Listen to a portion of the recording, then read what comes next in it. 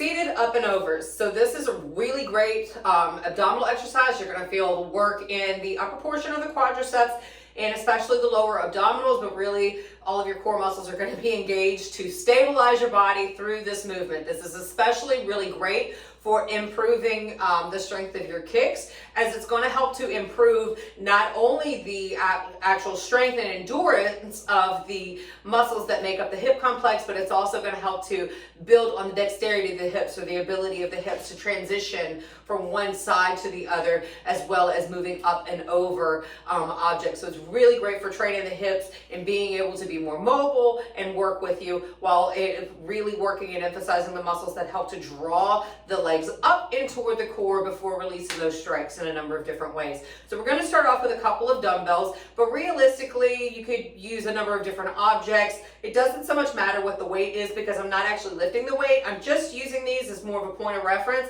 to keep my moves honest and make sure that I'm actually lifting and elevating my legs and moving them as I should be. So I'm going to start off by setting them out, creating a bit of a separation. How wide you create the gap is going to vary based upon your own flexibility and how much you want to challenge yourself, but I would warn you not to take it overly wide. Also, make sure you don't take it overly narrow, because you want to make sure that you have room to clear it.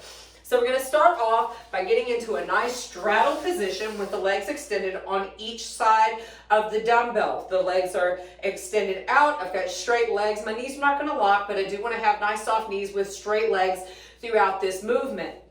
Now, as we go into this exercise, I'm going to get a slight tilt back, but not too much. I want to make sure that my abs are engaged the entire time. I'm going to bring one leg up and over. This is for our seated up and overs, our single edition on it, or singles version. We're going to go up and over with one leg and then take that leg back before we go up and over with the other leg. We want to make sure that we do not actually rest the leg on the floor as it is transitioning, but that it simply taps.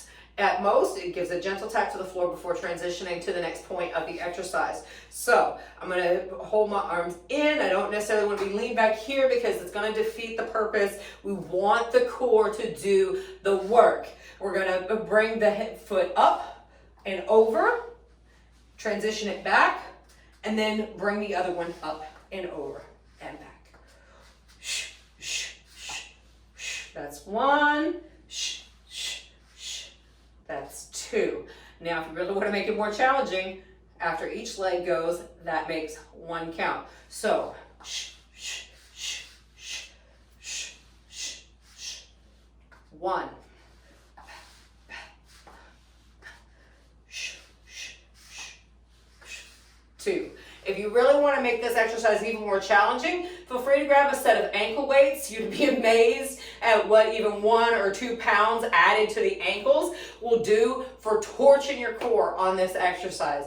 Telling you, it is an absolute core burner. Challenging, but totally worth it. Just make sure that you maintain a nice straight back, not arching the back or having too much pressure in the lower back as you perform this movement. Work to keep the body upright as much as possible as you elevate the legs up and over the weights.